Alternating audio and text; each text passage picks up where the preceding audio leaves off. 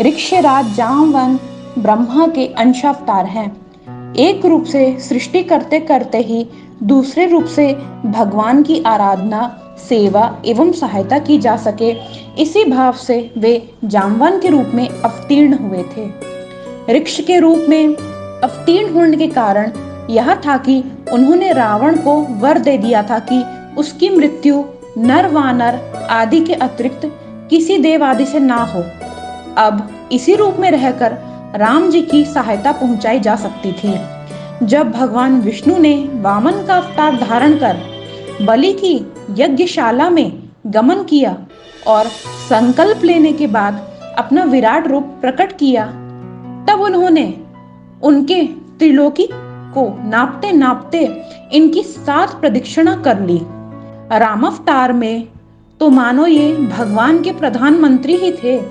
सीता के अन्वेषण में ये हनुमान जी के साथ थे और जब समुद्र पार जाने की किसी को हिम्मत ना पड़ी, तब इन्होंने हनुमान जी को इनकी शक्ति का स्मरण कराया और लंका में जाकर क्या करना चाहिए इस विषय में सम्मति दी।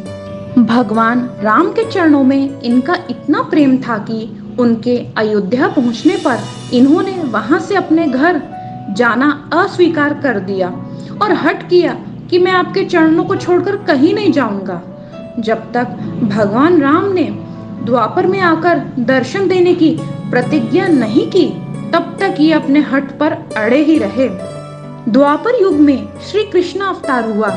उस समय द्वारिका के एक यदुवंशी सत्यजित ने सूर्य की उपासना कर स्यमंतक मणि प्राप्त की। एक दिन स्यमंतक मणि को पहनकर उसका छोटा भाई प्रसेन जंगल में गया हुआ था। वहां एक सिंह ने उसे मार डाला और मणि को छीन लिया। तत्पश्चात ऋक्षराज जामवन ने सिंह को मारकर वह मणि ले ली। इधर द्वारिका में कानों कान यह बात फैलने लगी कि श्री कृष्ण उस मणि को चाहते थे।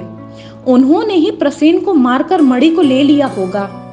यह बात भगवान ने भी सुनी। यद्यपि लोक दृष्टि से तो भगवान ने कलंक के परिमार्जन और मणि के अन्वेषण के लिए ही यात्रा की, परंतु वास्तव में बात यह थी कि उन्होंने अपने पुराने भक्त जामवान को दर्शन देकर कृतार्थ करना था, जिनका एक एक क्षण बड़ी व्याकुलता के साथ भगवान की प्रतीक्षा में ही बीत रहा था।